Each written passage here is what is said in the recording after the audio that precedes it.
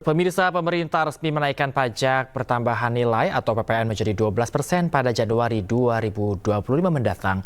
Namun pemerintah menegaskan kenaikan tersebut hanya berlaku untuk barang mewah dan premium.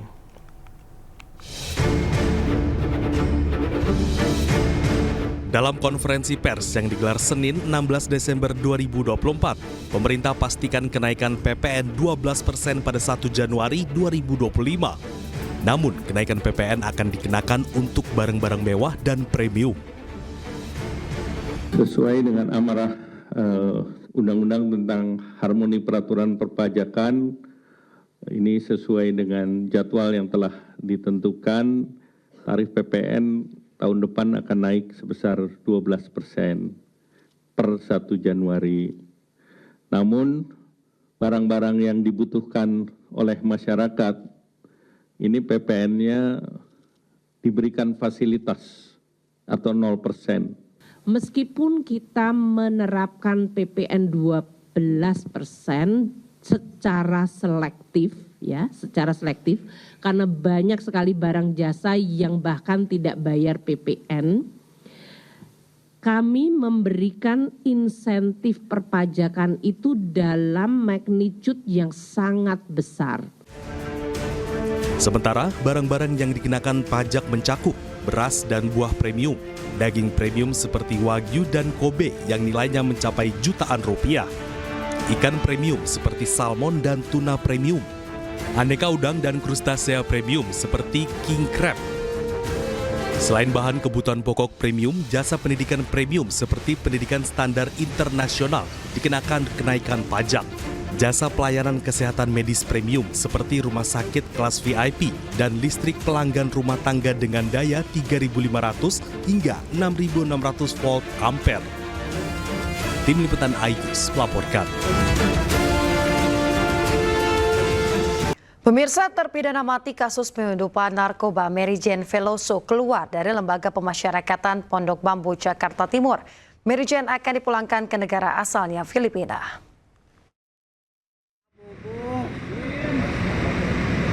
Dengan wajah sumringah, Mary Jane Veloso keluar dari lapas perempuan kelas 2A Pondok Bambu, Jakarta Timur pada Selasa malam.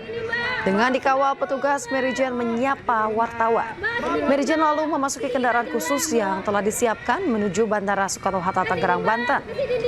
Sebelumnya, pemerintah memutuskan memulangkan sejumlah terpidana mati warga negara asing atas dasar kemanusiaan dan juga hubungan baik kedua negara. Mbak Mary dikit, Mbak. Mbak Mary, sedikit, Mbak. Gimana perasaannya, Mbak Mary? Mbak Mary. Sedikit, Mbak. Mbak, Mas, Pak. Ada Bapak Presiden Prabowo. Sedikit, Mbak. Bapak Menteri Yusril dan seluruh rakyat Indonesia yang mendukung Mary Jane. Terima kasih banyak, Tuhan memberkati. Aku cinta Indonesia. Mbak Mary bawa apa aja untuk bawa ke Filipina, Mbak? Saya bawa kenang-kenangan dari sini. Apa aja kenang-kenangannya, Mbak? Apa aja, Pak? Mbak sebutin dong. Gitar. Buku-buku, rajutan, rosario, baju, bahkan yang baju yang untuk mami. Mary Jane kemudian tiba di Bandara Soekarno-Hatta, Tangerang, Banten sekitar pukul 20.45 waktu Indonesia Barat. Mary Jane langsung menuju ruangan khusus untuk beristirahat sekaligus menjalani tes kesehatan.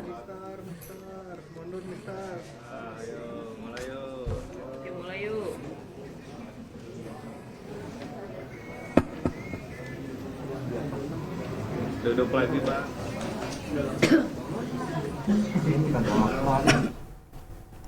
Terpidana mati kasus narkoba Mary Jane mengucapkan terima kasih kepada Presiden Prabowo Subianto dan Menko Bidang Hukum, HAM, Imigrasi, dan Pemasyarakatan Yusril Iza Mahendra.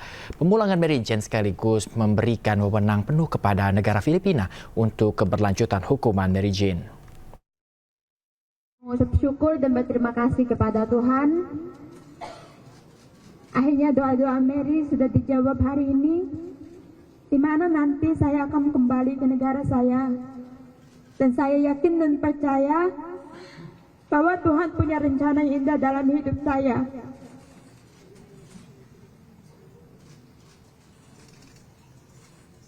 Saya ingin berterima kasih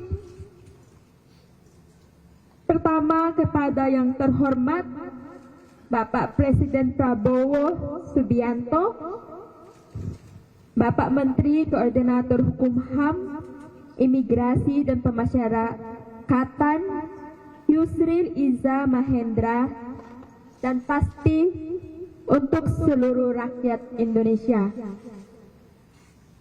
Saya berada di Indonesia hampir 15 tahun, dari tidak bisa berbahasa sampai bisa berbahasa, bahkan bisa Jawa.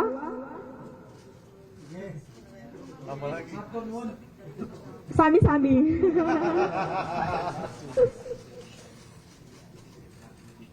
Saya bahagia, sangat bahagia hari ini. Tapi jujur ada sedihnya juga, karena Indonesia sudah menjadi keluarga kedua saya. Saya mohon untuk semua doain Mary ya, supaya Mary mendapatkan yang terbaik. Ya. Pokoknya aku kuat. Harus. Iya. Dan aku mengucapkan terima kasih untuk Indonesia, dan pasti aku cinta Indonesia. Jumat tanggal 6 Desember tahun 2024, pemerintah Indonesia yang diwakili oleh Bapak Menko, Kementerian Koordinator Bidang Hukum dan HAM, Imigrasi dan Pemasyarakatan, dan pemerintah Filipina yang diwakili oleh Wakil Menteri Urusan Hukum dan Gugus Penghubung Mr. Raul T. menandatangani persetujuan terkait dengan pemindahan narapidana atas nama Mary Jane. Kedua belah pihak menegaskan komitmen dan saling menghormati kedaulatan masing-masing negara dan yuridis masing-masing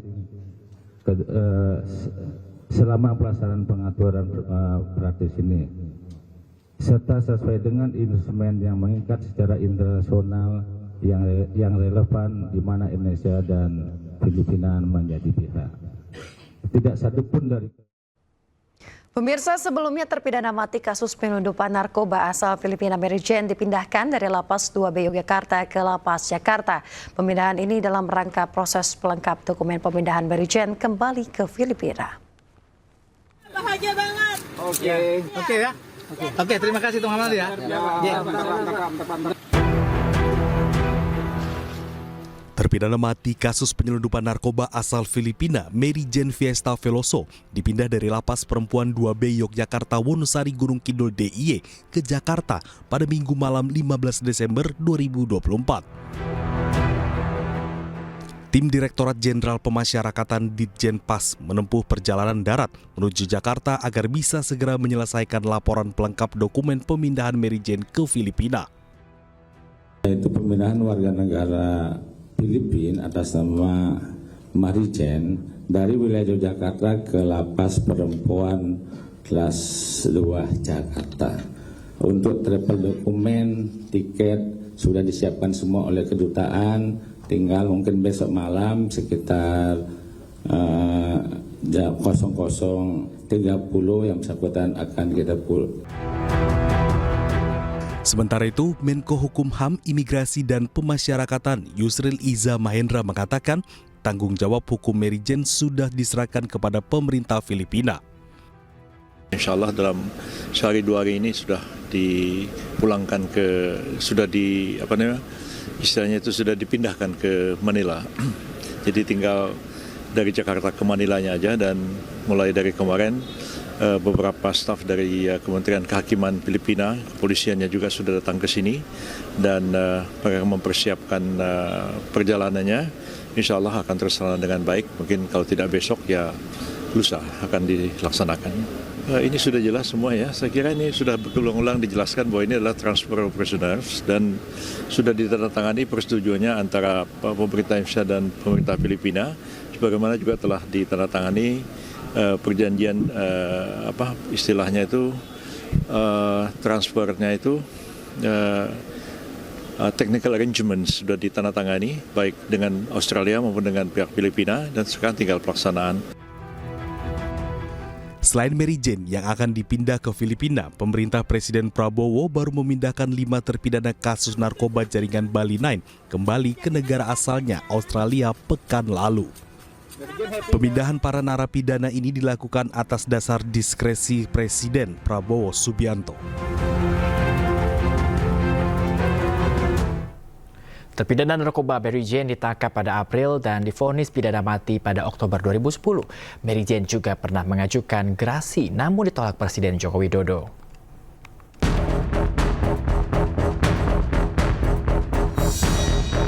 Pada 25 April 2010, Mary Jane ditangkap di Bandara Adi Sucipto, Daerah Istimewa Yogyakarta. 11 Oktober 2010, Mary Jane divonis hukuman mati oleh Pengadilan Negeri Sleman. 31 Mei 2011, putusan kasasi Mahkamah Agung tetap pada hukuman mati untuk Mary Jane. 21 Desember 2014, permintaan gerasi Mary Jane ditolak oleh Presiden Joko Widodo. 25 Maret 2015, Mahkamah Agung menolak permohonan peninjauan kembali Mary Jane. 24 April 2015, Mary Jane dipindah ke Lapas Nusa Kambangan untuk dieksekusi mati. 29 April 2015, Mary Jane dipindahkan kembali ke Lapas Perempuan di Yogyakarta. Pada 20 November 2024, Indonesia melalui Kementerian Hukum dan HAM, Imigrasi dan Pemasyarakatan menyepakati permohonan pemindahan narapidana dari Presiden Filipina Ferdinand Marcos Jr. Kita ke informasi lain, pemirsa. Komisi 3 DPR RI memanggil Kapolres Metro Jakarta Timur beserta jajarannya untuk membahas kasus penganiayaan anak bos toko roti terhadap pegawainya. Audiensi dipimpin oleh Ketua Komisi 3 DPR Habibur Rahman. Pemirsa, dalam audiensi ini Komisi 3 mendengarkan penjabaran dari dua pihak, yaitu Polres Jakarta Timur dan juga korban, yakni pegawai toko roti. Di hadapan Komisi 3, Kapolres Jakarta Timur menjelaskan beberapa hal terkait kronologi, alur laporan yang diterima hingga penyelidikan yang dilakukan oleh Polres Metro Jakarta Timur. Polres Jakarta Timur juga menjelaskan proses penyidikan hingga sejumlah barang bukti penganiayaan yang dilakukan oleh anak bos toko roti. Selain itu, pemirsa, kondisi kejiwaan pelaku juga akan diperiksa usai Ketua Komisi 3 Habibur Rahman mempertanyakan kondisi kejiwaan pelaku. Kurang ataupun tidak layak kami lakukan. Jadi mulai pembuatan laporan polisi terjadi pada tanggal 18 Oktober 2024 sekitar pukul 02.30 waktu Indonesia Barat. Selanjutnya pada tanggal 18 Oktober itu juga setelah kita menerima laporan polisi, selanjutnya penyidik Polres Metro Jakarta Timur mengantarkan saudara pelapor atau korban ke Rumah Sakit Polri untuk divisum. Selanjutnya pada tanggal 30 Oktober 2024, penyidik mengirimkan SP2HP pertama dan sekaligus mengirimkan surat undangan klarifikasi ke saudari Dwi Ayu Darmawati. Selanjutnya pada tanggal 1 November 2024, kami melakukan pemeriksaan klarifikasi terhadap saudari pelapor. Dan tanggal 5 November kami mengirimkan SP2HP kedua dan sekaligus undangan klarifikasi ke saudari Linda Pancawati. Linda Pancawati pada tanggal 5 November 2024. Kami jelaskan di sini kami mengirim surat panggilan kepada Ibu Linda karena sesuai dengan berita acara klarifikasi dari saudara pelapor, dia menyebutkan ada dua saksi yang melihat pada saat itu, yaitu Ibu Linda Pancawati dan salah satu rekan kerjanya bernama Cika. Berikutnya, dan jadi pertanyaan masyarakat itu kan, kenapa kasus yang tanda petik sederhana seperti itu, lukanya ada, saksinya ada, barang buktinya ada, kemudian TKP-nya juga ada, lengkap, ya, dan lain sebagainya, termasuk videonya juga ada, kok sampai 2 bulan begitu. Saya tadi lihat penyelidikannya hampir 1 bulan, terus penangkapannya hampir 1 bulan juga, itu pun setelah viral. Nah ini jadi catatan juga, seharusnya itu bisa lebih cepat lagi ya. Kalau saya berpikir sebagai anggota Polri dahulu, kalau kita fokus kejadian itu langsung ditangani, 3 sampai seminggu itu, 3 hari sampai seminggu selesai itu. Ya, itu kasus nyata dan kelihatan dan terbuka. Tinggal gercepnya anggota itu. Nah, ini jadi pertanyaan masyarakat juga, ya, koreksi juga untuk kepolisian, terutama Jakarta Timur. Ya, jadi yang seperti itu seharusnya cepat geraknya. Sampai muncul di media itu no viral, no justice. No viral, no attention, no justice. Nah, di macam-macam lagi istilahnya. Apa viral dulu baru kemudian cepat gerakannya. Ini juga pelajaran bagi kepolisian di tempat-tempat yang lain. Ya, apapun kasusnya, siapapun pelapornya, itu perlakuannya sama di muka hukum. Pegawai toko roti di Pegiligan Cakung, Jakarta Timur memberikan sejumlah fakta saat audiensi dengan Komisi 3 DPR. Usai dianiaya oleh bosnya, ia sempat membuat laporan namun ditolak oleh 2 polsek. Ibu korban juga sempat menjual motor untuk membayar pengacara. Lapor ke Polsek Cakung. Ke Polsek Cakung. Rawamangun dulu. Rawamangun. Iya, tapi di situ emang nggak bisa nanganin karena. Oke, kejadiannya di Cakung. Akhirnya dirujuk ke Cakung. Di Cakung juga nggak bisa nanganin juga. Kenapa yang Rawamangun menolak? Apa alasannya waktu itu? Mungkin. TKP-nya. TKP. Oke. Akhirnya saya disuruh ke Polres Jatinegara, Jakarta Timur. Ke Polres Jakarta Timur di Jatinegara. Ya. Itu hari itu juga, hari yang sama. Itu juga. Jadi hari itu Mbak bolak-balik ke 3 kantor polisi. Iya. Diantar siapa? Teman-teman sama keluarga. Oke. 17 Oktober Mbak bolak-balik 3 kantor polisi. Akhirnya diterima di Polres Jakarta Timur di Jatinegara itu ya. Iya. Oke, lanjut. Paginya langsung visum. Terus visum.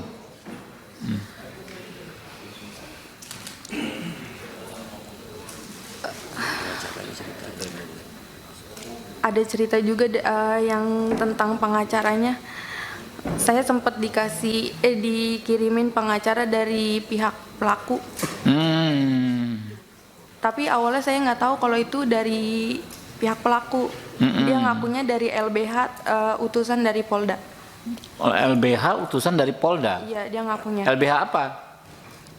Disebutin aja mungkin. Kurang tahu. Dia ngomong itu aja. Oke, ngakui dari LBH ya, tapi Mbak belakangan tahu itu dari pelaku. Gitu. Awalnya nggak tahu. Oke. Terus pas pertemuan di Polres pengen BAP, di situ dia ngasih tahu kalau dia disuruh sama bos saya. Siapa namanya? Absya. Nama pengacaranya? Nama pengacaranya? Enggak. Pengacaranya siapa namanya? Bosnya siapa namanya? Pengacaranya saya nggak tahu namanya. Iya, nama bos Anda siapa? Linda. Oh, Bu Linda ya. Nah, makanya namanya itu Linda apa ya? Linda. Oke, lanjut. Terus akhirnya mama saya ganti pengacara. Di situ pengacara yang keduanya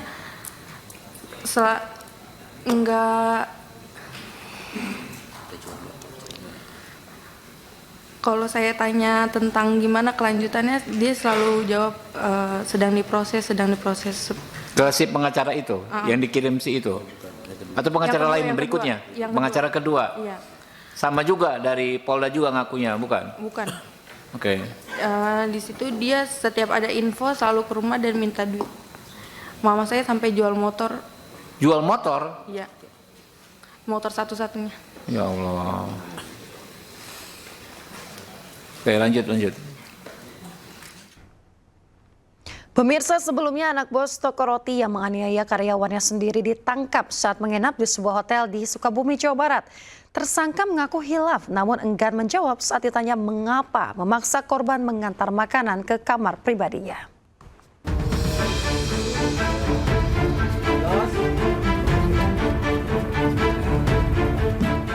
Petugas gabungan dari Ditreskrimum Polda Metro Jaya dan Reskrim Polres Metro Jakarta Timur menangkap pelaku penganiayaan terhadap pegawai toko roti di kawasan Cakung, Jakarta Timur.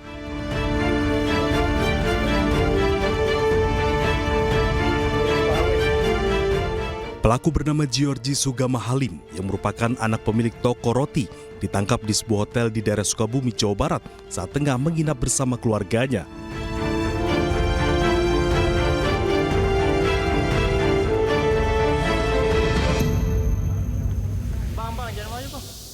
Kapolres Metro Jakarta Timur, Kombes Pol Nicholas Ari Lilipali mengatakan, dari hasil penyelidikan dan gelar perkara, polisi akhirnya menetapkan tersangka dengan pasal 351 KUHP dengan ancaman hukuman 5 tahun penjara. Atas peristiwa itu, penyidik mengenakan pasal 351 ayat 1 dan atau pasal 351 ayat 2 Undang-Undang Nomor 1 tahun 1946 tentang hukum pidana. Ancaman pidananya di atas 5 tahun penjara. Barang bukti yang disita oleh penyidik antara lain yang pertama adalah kursi, patung, mesin EDC dan juga loyang. Sementara itu, tersangka mengaku khilaf dan menyesal saat melakukan penganiayaan tersebut. Namun tersangka enggan menjawab saat ditanya mengapa memaksa korban mengantar makanan ke kamar pribadinya. Saya khilaf. Khilaf. Ya, kamu merasa menyesal? Ya. Terus apa yang jadi alasan kenapa nyuruh Mbak Dwi Ayu ini untuk ngantar makanan ke rumah? Ke kamarmu, iya. Atau nggak jalan sendiri? Ya, padahal itu kan bukan job desk-nya dia sebagai kasir karyawan. Mau komen. Kenapa? Gak mau komen. Oh, nggak mau komen. Bang, bener bang merasa kebal hukum bang? Bang, kok jelas berkali-kali bang? Bang, korbannya ada berapa bang Jos? Ya katanya selain korban Dwi Ayu ini juga ada korban lain yang tadi Sebelumnya, tersangka menganiaya pegawai wanita toko roti yang dimilikinya di Cakung, Jakarta Timur. Korban dianiaya hingga babak belur, sementara tersangka sesumbar kebal hukum. Penganiayaan berawal ketika korban menolak permintaan pelaku untuk membawa makanan ke kamar pribadi pelaku dengan alasan pelaku menyuruhnya dengan kalimat tidak sopan. Berdasarkan keterangan polisi, pelaku sudah beberapa kali melakukan kekerasan ke para karyawannya. Tim Liputan iNews melaporkan.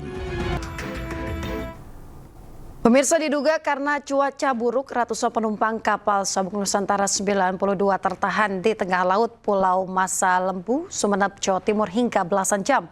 Untuk mencapai daratan di pulau tersebut, para penumpang terpaksa menggunakan perahu nelayan.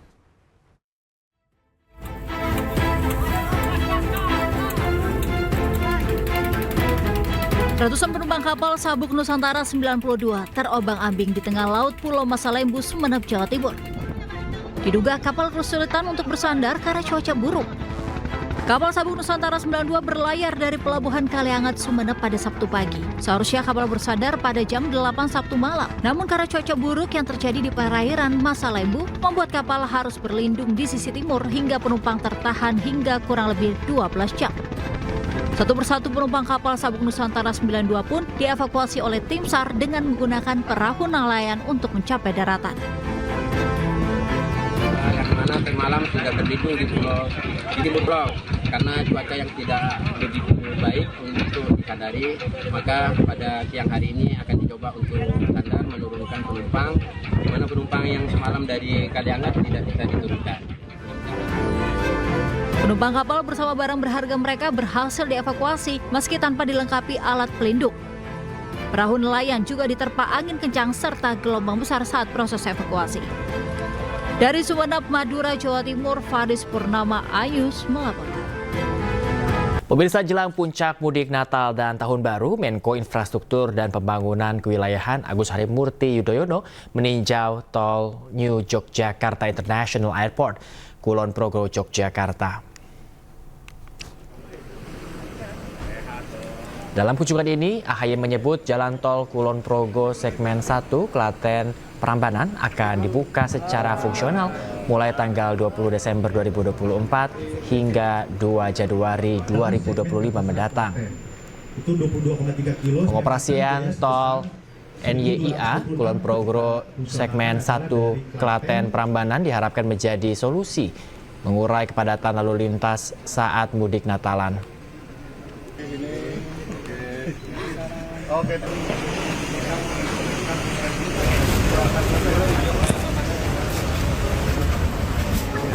Di Solo, Jawa Tengah, Menteri Perhubungan Budi Purwangandi bersama Menteri Koordinator Infrastruktur dan Pembangunan Kewilayahan Agus Harimurti Yudhoyono mengecek kesiapan terminal tipe A Tirto Nadi.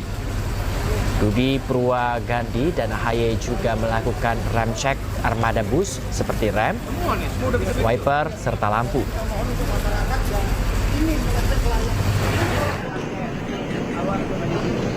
Sebelumnya, Menko Infrastruktur dan Pembangunan Kewilayahan Agus Harimurti Yudhoyono menguji coba direct train atau kereta langsung Jakarta-Yogyakarta. Uji coba kereta langsung disambut antusias bagi penumpang yang turut, serta karena selain nyaman juga mempersingkat waktu dari biasanya. Kereta melaju tanpa henti. Perjalanan menggunakan direct train memangkas waktu tempuh jadi 6 jam. Uji coba untuk memastikan semua moda transportasi berfungsi baik. Kereta api direct train rute Jakarta-Yogyakarta yang rencananya akan diluncurkan saat Nataru.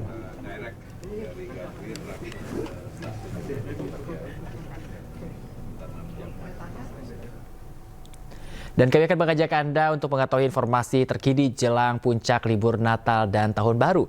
Sudah terhubung bersama kami, yaitu rekan Dilami Aulia di Stasiun Pasar Senen, Jakarta Pusat. Selamat pagi Dilami, bagaimana suasana Stasiun Pasar Senen pagi ini? Apakah sudah ramai pemudik?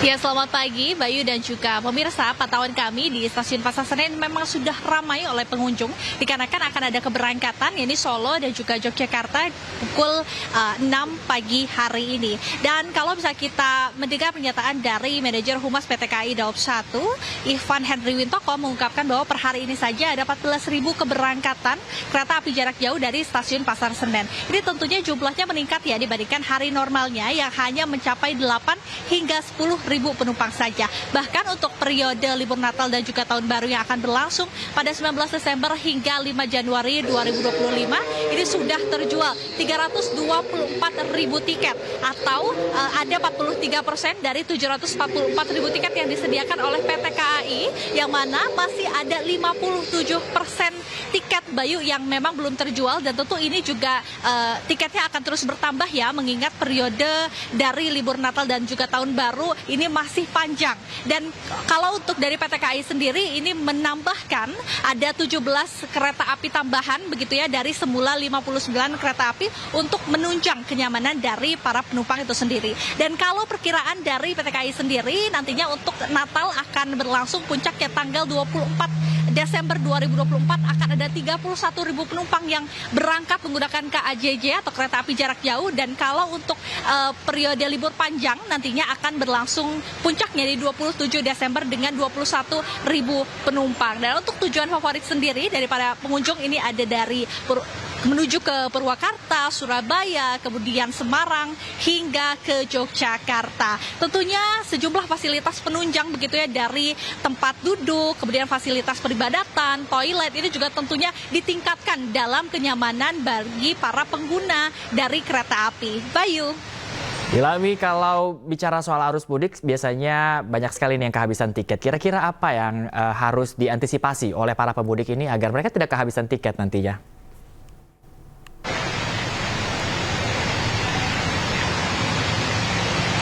Ya Bayu, berhubung masih ada 57% begitu ya tiket yang diperjualbelikan yang masih tersedia, sehingga dari para pihak pemudik sendiri ini seharusnya memang segera untuk membeli tiket keberangkatan baik itu dapat online maupun offline di Stasiun Pasar Senen untuk mengurangi begitu ya habisnya tiket begitu ya. Karena kalau tadi saya berbincang dengan penumpang, mereka mengatakan bahwa mereka memang berpergian menggunakan KAJJ pada periode Natal dan juga Tahun Baru ini dari jauh-jauh hari, sehingga ini meminimalisir untuk terjadinya kehabisan tiket untuk bertemu dengan keluarga dan teman-teman. Bayu.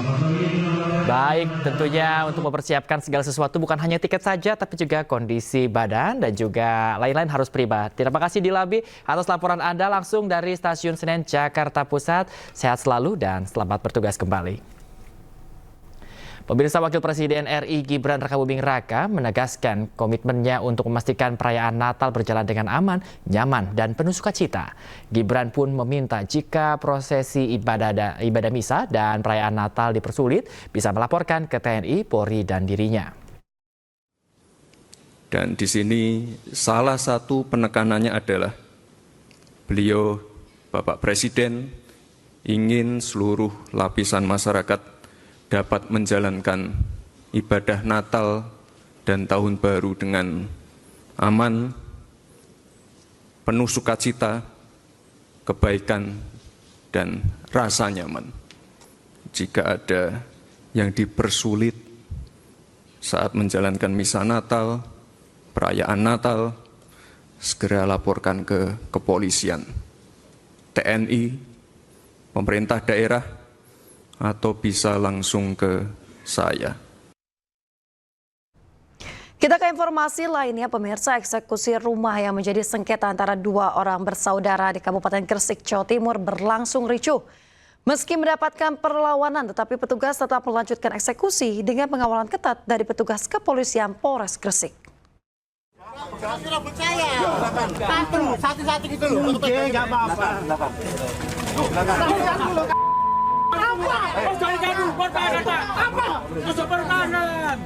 Eksekusi sebuah rumah warisan Desa Manyar Sidomukti, Kecamatan Manyar, Kabupaten Gresik, Jawa Timur berlangsung ricuh. Kericuhan terjadi usai Panitera Pengadilan Negeri Gresik membacakan surat putusan.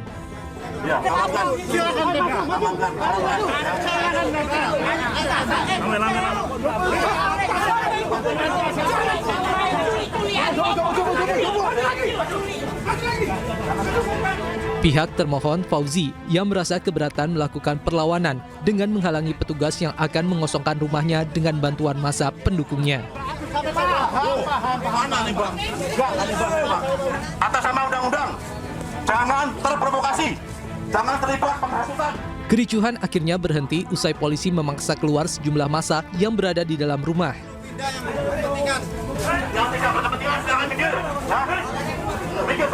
Setelah massa keluar, petugas Pengadilan Negeri Gresik akhirnya melanjutkan eksekusi.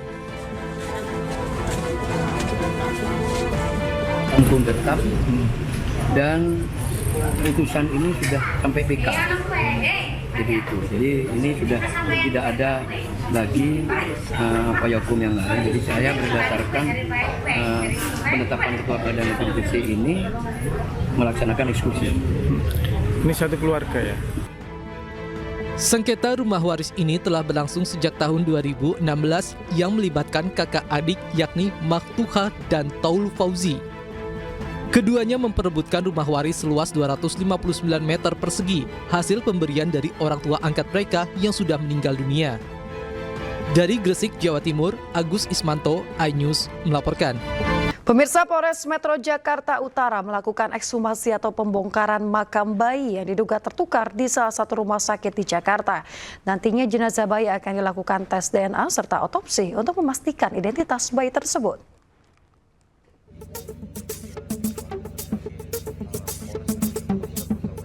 Satreskrim Polres Metro Jakarta Utara melakukan ekshumasi atau pembongkaran makam bayi yang diduga tertukar di salah satu rumah sakit Jakarta. Pembongkaran dilakukan untuk tes DNA sekaligus otopsi memastikan identitas bayi tersebut. Pembongkaran makam dilakukan di TPU Semper, Jakarta Utara. Meski orang tua bayi belum membuat laporan resmi, namun penyelidikan telah dilakukan berdasarkan laporan model A. Dan hingga saat ini, tim khusus Polres Metro Jakarta Pusat telah memeriksa 4 saksi, termasuk petugas piket rumah sakit yang bertugas di ruang bayi.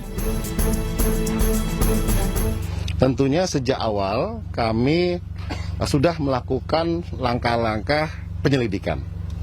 Yang pertama dilakukan adalah berkoordinasi dengan pihak keluarga dan rumah sakit.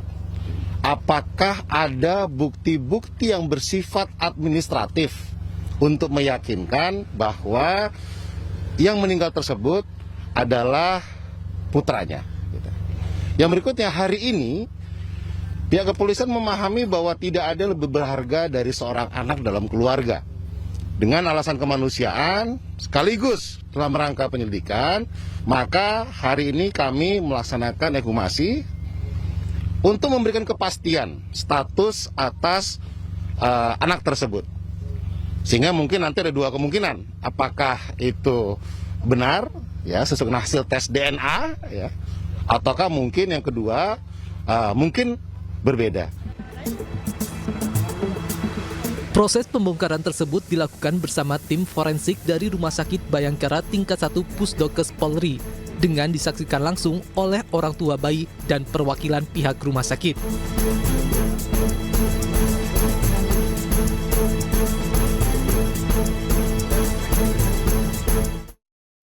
Sebelumnya, pasangan suami istri warga Kabupaten Bekasi, Jawa Barat viral lantaran kasus dugaan bayinya yang tertukar lalu meninggal dunia. Sempat akan diselamatkan secara kekeluargaan, maksud kami diselesaikan secara kekeluargaan, pemirsa. Kasus tersebut kini diselidiki polisi. Dalam suasana yang penuh keluarga. Muhammad Rauf dan Feni mendatangi kantor KPAI di kawasan Menteng, Jakarta Pusat setelah video curhatannya viral di media sosial. Meski dalam kondisi berduka, pasangan muda ini berupaya mencari keadilan. Pasalnya, Pak Sutri warga Cikarang Selatan, Kabupaten Bekasi, Jawa Barat ini mengaku jika bayi mereka yang lahir pada 16 September lalu tertukar dengan bayi lain. Dugaan tersebut muncul karena pihak Rumah Sakit Islam Cempaka Putih, Jakarta tidak menunjukkan sang bayi kepada ibunya. Sementara Rauf hanya diminta mengazankan bayi tanpa dijelaskan kondisi bayi termasuk jenis kelaminnya. Pihak keluarga juga dilarang melihat bayi dengan alasan masih dalam perawatan medis. Kemudian 2 hari setelah dilahirkan, bayi Rauf diinfokan meninggal dunia. Rauf yakin jika bayi yang dilahirkan istrinya tidak bertahi lalat di wajah. Namun bayinya yang diinfokan meninggal memiliki tahi lalat. Tukarnya tuh karena bayi saya tuh dari awal lahir, ibunya nggak diperlihatkan gitu. Setelah saya bayi dibawa keluar, saya langsung azanin. Setelah itu anak saya dibawa buru-buru ke ruang NICU. Harapan saya ingin anak saya kembali lagi bersama saya dan rumah sakit bisa ditindak lanjut. Sementara itu, menanggapi kasus ini, pihak Rumah Sakit Islam Cempaka Putih mendatangi Rauf di tempat kerjanya. Tujuannya untuk menyelesaikan masalah ini secara kekeluargaan serta menawarkan tes DNA. Dan intinya kami dari Rumah Sakit Islam Cempaka Putih akan memfasilitasi proses pemeriksaan DNA untuk menguak kebenaran dan akan menanggung biaya yang diperlukan di laboratorium yang dipilih oleh Pak Rauf dan Bu Feni. Semoga hal ini bisa menjadi jalan kebaikan untuk kita semua. Meski awalnya Rauf dan Feni bersedia menempuh jalur kekeluargaan dan melakukan tes DNA, namun tawaran tersebut kini ditolak. Pasalnya Rauf merasa terintimidasi saat didatangi pihak rumah sakit ke pabrik tempatnya bekerja. Sementara itu, Komisi Perlindungan Anak Indonesia akan segera memanggil pihak Rumah Sakit Islam Cempaka Putih untuk mengklarifikasi aduan yang disampaikan langsung oleh kedua orang tua bayi. Kemudian selanjutnya KPAI tentu akan memanggil rumah sakit ya untuk mengklarifikasi terkait aduan yang masuk ke kami, dan tentu kami akan mendalami dan termasuk juga penyelesaian seperti apa yang memungkinkan untuk dilakukan sesuai dengan tusi KPAI. Gitu. Dari Jakarta, Rani Sanjaya, iNews melaporkan. Pemirsa, dalam rangka memperkuat peran koperasi dalam program swasembada pangan dan makan bergizi gratis, Forum Komunikasi Koperasi Besar menggelar pertemuan para pegiat koperasi skala nasional di Jakarta. Dan belum selalu perlindungan hak anggota. Pemirsa, simposium yang dihadiri oleh Menteri Koperasi Budi Aris Setiadi ini diikuti oleh 100 pegiat koperasi yang berasal dari berbagai provinsi di tanah air. Pertemuan ini juga untuk mengingatkan komitmen pemerintahan baru untuk menata regulasi koperasi yang sesuai dengan kebutuhan masyarakat, serta memperkuat peran koperasi dalam mendukung program swasembada pangan dan makan bergizi gratis Presiden Prabowo Subianto. Di koperasi ini harus ada regenerasi, terutama juga untuk menarik minat generasi muda untuk berkoperasi gitu. Karena itu tahun 2025 sebagai Kooperatif Internasional Year atau tahun kooperasi internasional, kita manfaatkan momentum tahun depan untuk menjadi tahun kebangkitan koperasi di Indonesia. Kita ingin menjawab tantangan lebih besar, itu Pak Prabowo, kita ingin berswasembada pangan, dan itu harus dilakukan dengan menghidupkan koperasi-koperasi sektor real, terutama di sektor pertanian ya. Selama ini kan Induk KUD masih tidur gitu kan. Nah, kita akan bangkitkan, apalagi Pak Prabowo adalah ketua penasehat Induk KUD. Pemirsa, pejabat Bupati Kolaka Utara meninjau distribusi makan siang bergizi gratis di sekolah. Peninjauan yang dilakukan guna mengecek kelengkapan gizi hingga proses distribusi ke sekolah.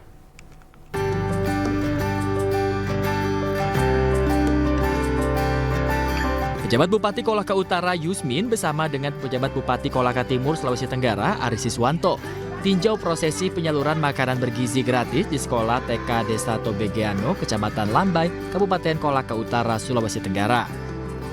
Pengecekan dilakukan guna memastikan kelengkapan gizi dalam makanan yang dibagikan kepada siswa serta proses pendistribusiannya. Makan bergizi gratis yang sudah mulai diuji coba sejak Oktober 2024 lalu ini pun dinilai cukup membantu perekonomian orang tua siswa serta dalam pemenuhan gizi anak.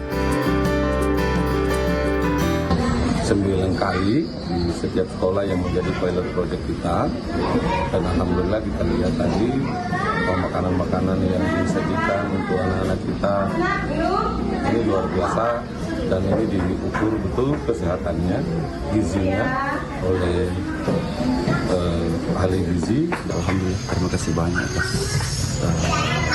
dari pemerintah Kabupaten Kolaka Utara memberikan makanan tambahan sekolah kita kali ini di Desa Tobegeano. Mudah-mudahan dapat bermanfaat dan lebih bergizi lagi kepada anak-anak usia dini. Dengan adanya program makanan bergizi gratis ini diharapkan dapat menunjang gizi anak dalam mewujudkan generasi emas 2045 mendatang. Dari Kabupaten Kolaka Utara, Israel Yanas, iNews melaporkan. Pemirsa, atas komitmennya mengedepankan kinerja yang optimal, pemerintah Kota Makassar kembali menorehkan prestasi yang gemilang. Sebuah penghargaan apresiasi kinerja pemerintahan daerah 2024 diberikan dengan kategori kinerja total tingkat kota untuk daerah fiskal sedang.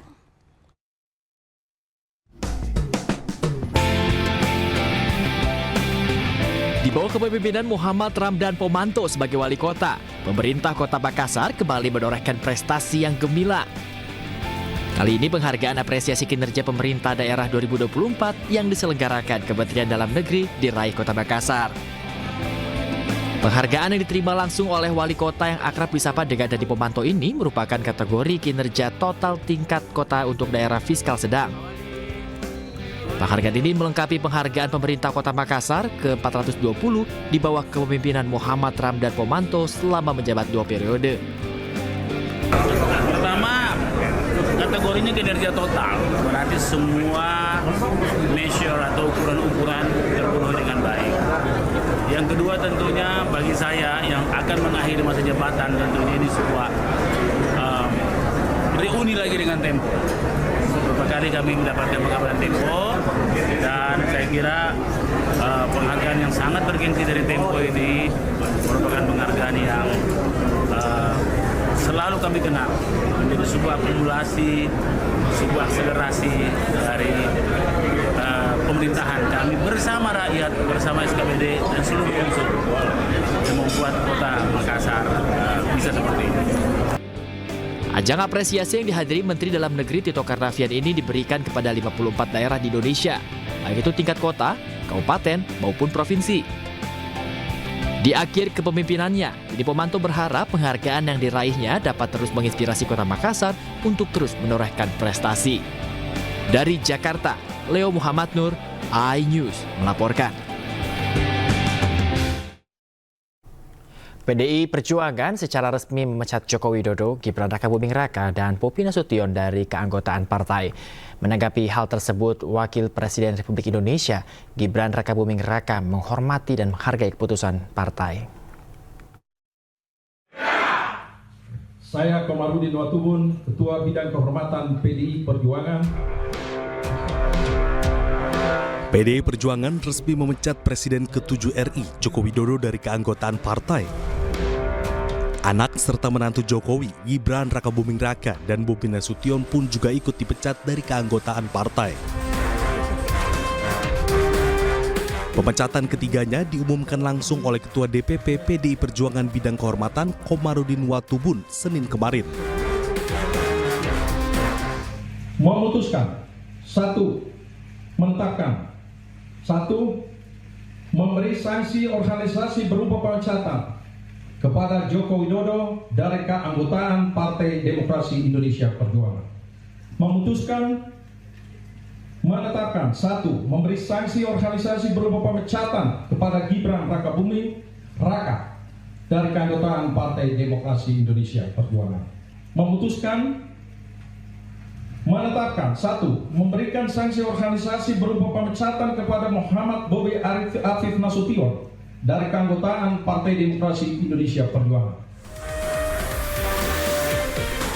Menanggapi hal tersebut, Gibran menyebutkan dirinya menghargai serta menghormati keputusan partai. Ya, kami menghargai dan menghormati keputusan partai. Untuk saat ini saya pribadi akan lebih fokus untuk membantu Bapak Presiden Prabowo. Ya, tapi nanti akan bergabung ke partai lain nggak, Mas? Ada rencana untuk gabung ke partai lain nggak, Mas, untuk saat ini? Atau Tunggu sudah ada saja. aja? Kan Golkar. Berbeda dengan Gibran, Wali Kota Medan Bobi Nasution saat dimintai tanggapan terkait pemecatannya sebagai kader PDI Perjuangan, dirinya enggan menanggapi berkomentar banyak. Pak, Pak, tanggapan jadi pecat PDIP, Pak. Tanggapan dipecat PDIP, Pak. Udah apa ya? PDI Perjuangan diketahui memecat 27 kadernya karena terbukti melanggar etik serta melakukan pelanggaran berat. Dari Jakarta, Tim Liputan Ayus melaporkan. Pemirsa, Presiden ke-7 Republik Indonesia Joko Widodo menghormati keputusan PDI Perjuangan yang memecatnya dari keanggotaan partai. Sementara terkait alasan pemecatan, Jokowi hanya berkata bahwa waktu yang akan mengujinya. Ya, enggak apa. Enggak apa. Artinya saya menghormati itu. Dan saya tidak dalam posisi untuk membela atau memberikan penilaian ya, karena keputusan itu sudah terjadi. Nanti waktu yang akan mengujinya. Ya, saya rasa itu. Gimana? Mas Gibran kan juga dipecat. Ya, tanya saja ke Mas Gibran. Pak, tanya ke saya. Terkait alasan pemecatannya kan karena Bapak dinilai melanggar aturan. Tadi kan sudah saya sampaikan, saya tidak dalam posisi untuk membela atau memberikan penilaian karena sudah diputuskan. Ada pesan? Nanti waktu yang akan mengujinya, ya. Pak Jokowi. Presiden Prabowo Subianto tiba di Kairo, Mesir untuk pertemuan bilateral dan multilateral. Selain itu, kunjungan Presiden kali ini juga untuk menghadiri KTT D8.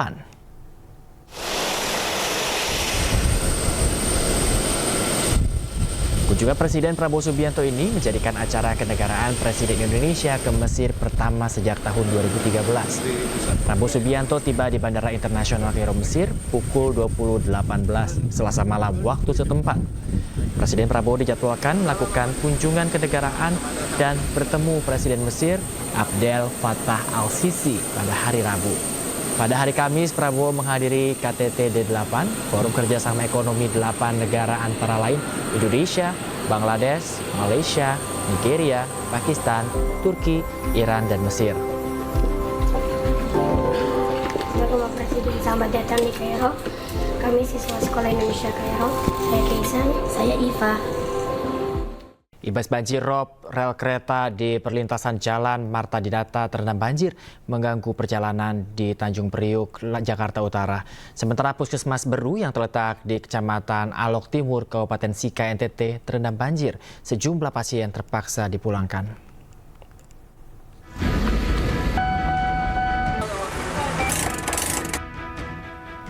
Air pasang kembali melanda pesisir utara Jakarta, berdampak kepada perjalanan kereta api. Jalur rel kereta api di perlintasan JIS kembali terendam banjirop 15 cm. Arus lalu lintas dari stasiun Tanjung Priok menuju stasiun kota dan sebaliknya terganggu. Arus lalu lintas kereta api dihentikan, sifatnya situasional. Jika ketinggian rop turun, jalur rel kereta di perlintasan bisa dilalui. Banjir air rop naik, air pasang laut naik dari laut menuju ke arah rel kereta Jakarta International Stadium, JIS RE Marta Dinata. PT KAI mengerahkan pompa mobile untuk mengurangi ketinggian air. Banjir juga membuat sepeda motor mati mesin. Tak sedikit pengendara menuntun motornya mogok saat menerobos banjir. Puluhan anggota PPSU Papanggo diberdayakan menjadi montir yang memiliki keahlian mekanik memperbaiki kendaraan yang mogok. Puluhan kendaraan yang dibenerin. Biasanya kerusakannya apa sih? Ya paling masuk air doang sih, businya pada mati biasanya. Ini sempat dibongkar-bongkar juga ya? Sempat dibongkar-bongkar juga, dicek-cek juga buat biar bisa nyala lagi motornya. Tim Orange sangat membantu karena kerusakan motor dapat diperbaiki dengan cepat. Dari suku dinas kebersihan, jadi diarahkan yang bisa bersihin motor, bisa bengkel, diarahkan kemari semuanya. Ini tadi kerusakannya apa nih? Ini lagi diperbaikin, Mbak, belum kelihatan. Masukkan air aja? Iya, kalau busi atau apa belum kelihatan.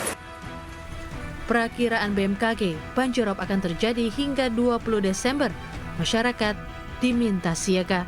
Dari Jakarta, Rizky Falupi melaporkan.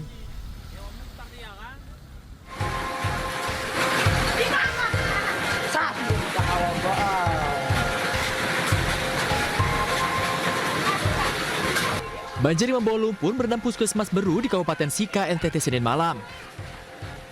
Banjir langsung memenuhi seluruh ruangan di Puskesmas Beru hingga membuat sejumlah tenaga kesehatan panik kemudian langsung mengevakuasi para pasien.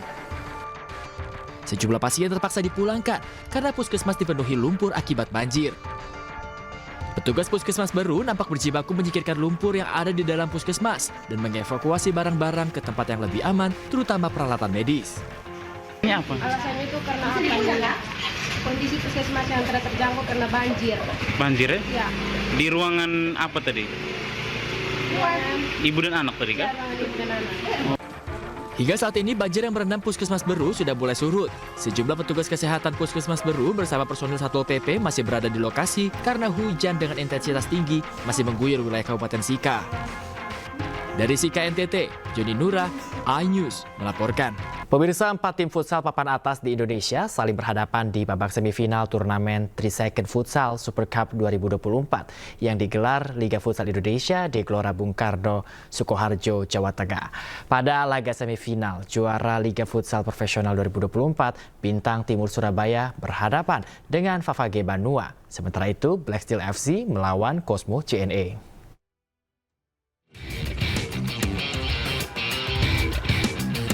Laga pertama semifinal 3 Second Futsal Super Cup 2024 di Gelora Bung Karno, Sukoharjo, Jawa Tengah mempertemukan Black Steel Papua FC dan Cosmo JNE. Meski hanya berstatus turnamen pramusim, kedua tim papan atas di Indonesia ini menyajikan pertandingan yang sangat seru pada laga ini. Sejak peluit pertama dibunyikan, kedua tim langsung bermain terbuka dan saling jual beli serangan. Cosmo JNE yang sempat unggul 2-0 di babak pertama harus mengakui keperkasaan Black Steel FC yang pantang menyerah. Hingga peluit akhir dibunyikan, skor 3-3 mewarnai pertandingan ini. Black Steel FC akhirnya bisa memenangkan laga ini melalui adu penalti dengan skor 4-2. Laga seru juga tersaji pada laga Bintang Timur Surabaya melawan Favage Banua. Meski berstatus juara futsal profesional 2024 tak membuat Favage gentar dan memberikan perlawanan ketat.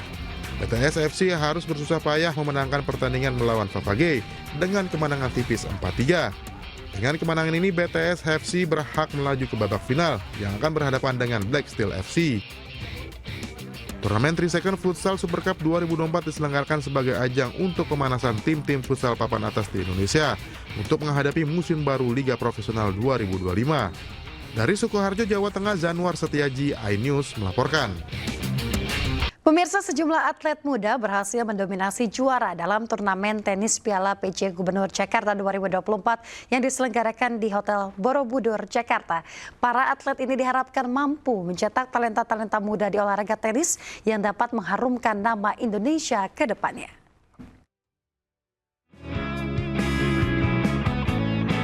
Ketua Pengurus Daerah Persatuan Tenis Lapangan Indonesia Jakarta, Hari Nugroho, menyerahkan trofi juara kepada para atlet muda yang berhasil menjuarai turnamen tenis Piala PJ Gubernur Jakarta 2024.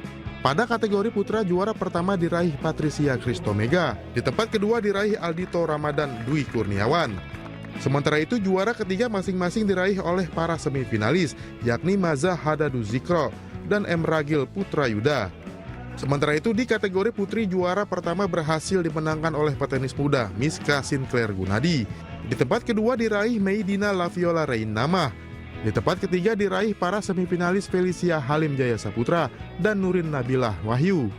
Piala Gubernur Series, TDP Series yang memang ini menaikkan peringkat PNB dari masing-masing atlet ini menjadi event yang memang dibutuhkan mereka.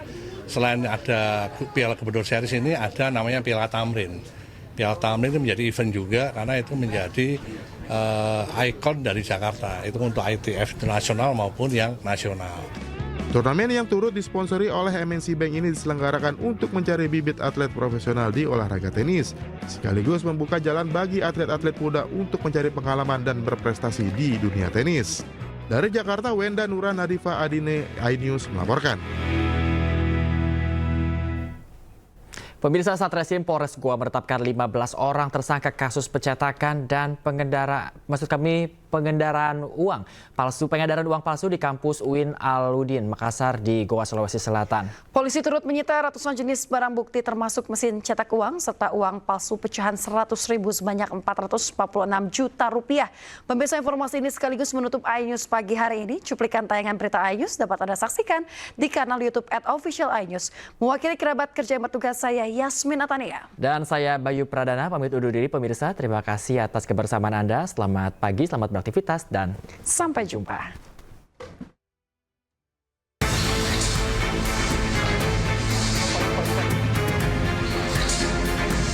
Satreskrim Polres Goa menetapkan 15 tersangka kasus produksi uang palsu di kampus UIN Alauddin Makassar di Goa, Sulawesi Selatan. 2 di antaranya adalah kepala dan staf perpustakaan UIN Alauddin Makassar. Polisi juga menargetkan tersangka lain yang ikut terlibat dalam produksi dan pengedaran uang palsu. Dalam kasus ini polisi menyita ratusan barang bukti, termasuk mesin cetak uang, serta uang palsu pecahan 100.000 sebanyak 446.700.000 rupiah. Saat ini kami sudah mengamankan 15 tersangka. 9 sudah kita lakukan penahanan, 5 dalam perjalanan dari Mamuju, 1 dalam perjalanan dari.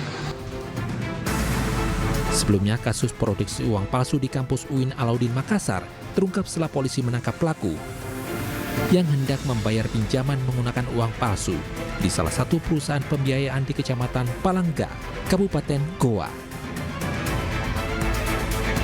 Dari Kabupaten Goa, Sulawesi Selatan, Bukma, iNews melaporkan.